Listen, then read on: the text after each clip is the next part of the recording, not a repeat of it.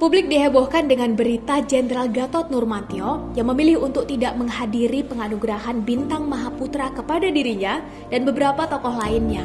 Dalam salah satu dialog di televisi, Bung Refli Harun, teman beliau, mengungkapkan bahwa alasan ketidakhadiran Jenderal Gatot ada 3. Pertama, merasa kurang pas menerima sebuah penghargaan, sementara para prajurit TNI sedang ikut fokus berjuang menangani COVID-19. Kedua, merasa waktu penganugerahan yang tidak normal seperti waktu biasanya. Dan terakhir, beliau merasa memiliki hutang kewajiban semasa ditunjuk sebagai Panglima TNI yang belum beres.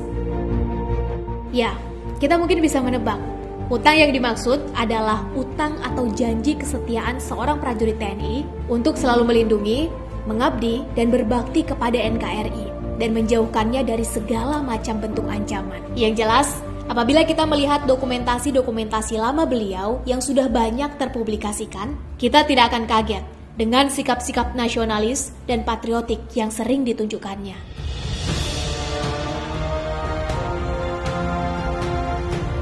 Diakui oleh Jenderal Gatot sendiri, nama Gatot yang dimilikinya itu diambil dari nama pahlawan nasional Jenderal Gatot Subroto, komandan kebanggaan dari ayah beliau yang juga merupakan seorang prajurit TNI dan pejuang kemerdekaan.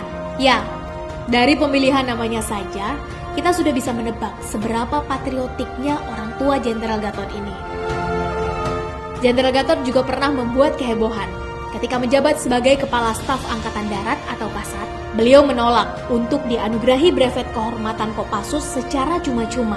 Beliau justru memilih untuk mengikuti rangkaian pelatihan keras Kas Kopassus terlebih dahulu bersama para prajuritnya. Dan setelah menyelesaikan latihan dan mendapatkan brevet Kopassusnya, beliau lalu langsung ziarah ke pusara ibundanya untuk mendoakan sang ibu, sekaligus menunjukkan bahwa tugas atau keinginan dari sang ibu agar Jenderal Gatot bisa jadi keluarga Kopassus sudah berhasil dilaksanakannya.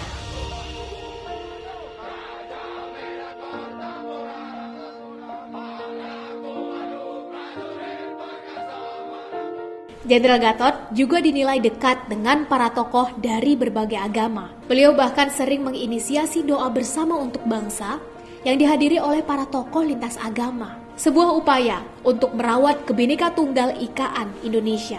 Dalam rangkaian demo 411 dan aksi damai 212, Jenderal Gatot juga menunjukkan kemampuan leadership dan pendekatan humanisnya terhadap masa aksi.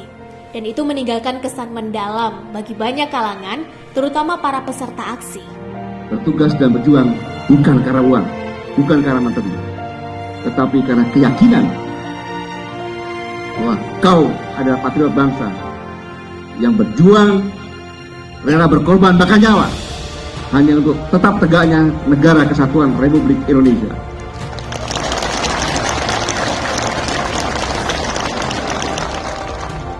Semasa menjadi Panglima TNI, beliau juga pernah mewajibkan prajuritnya untuk nonton film G30 SPKI sebagai upaya merawat kesadaran akan sejarah dan kewaspadaan publik terhadap berbagai ancaman yang bisa hadir kapanpun. Pada masa Jenderal Gatot Panglima TNI, juga diadakan perayaan HUT TNI yang begitu kolosal dan ditayangkan hampir di semua TV swasta nasional, membuat kita bangga dan teryakinkan dengan kekuatan dan kesiapsiagaan Tentara Nasional Republik Indonesia dalam menghadapi segala ancaman. Aksi pembebasan dramatis ratusan sandera dari OPM di Papua oleh pasukan TNI di masa kepemimpinan Jenderal Gatot tentu kita juga masih mengingatnya. Dan kini, selepas pensiun, Jenderal Gatot aktif di presidium kami, sebuah wahana yang oleh banyak pihak dijuluki sebagai sebuah wadah untuk penyaluran gerakan moral dan kebangsaan. Jenderal Gatot memang sedikit terlihat terseok-seok akhir-akhir ini. Ya, mungkin memang beliau tidak seberbakat politisi dalam mengelola komunikasi dan pencitraannya. Namun, track record beliau selama mengabdi di TNI, sikap-sikap nasionalis, patriotik, serta niat baiknya untuk terus mengabdikan diri kepada bangsa dan negara sesuai sumpah prajuritnya sangat patut untuk diapresiasi dan jadi teladan bagi kita semua, para generasi muda. Sehingga, diterima atau tidak, Penghargaan Bintang Mahaputra itu memang sudah selayaknya beliau dapatkan. Semangat selalu untuk Jenderal Gatot.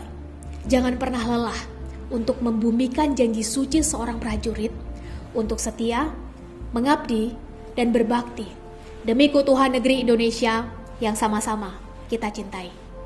Merdeka. Sekali lagi saya ucapkan terima kasih. Saya sudah bisa menikmati waktu-waktu indah bersama-sama dengan kalian semuanya. Sekali lagi saya bangga sebagai warga Baret Merah. Selamat bertugas sampai bertemu di medan pertempuran. Komando!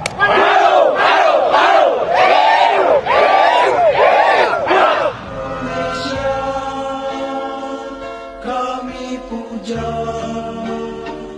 tanah air, kami cinta Baret Merah, jiwa hamba sudah janji kita semua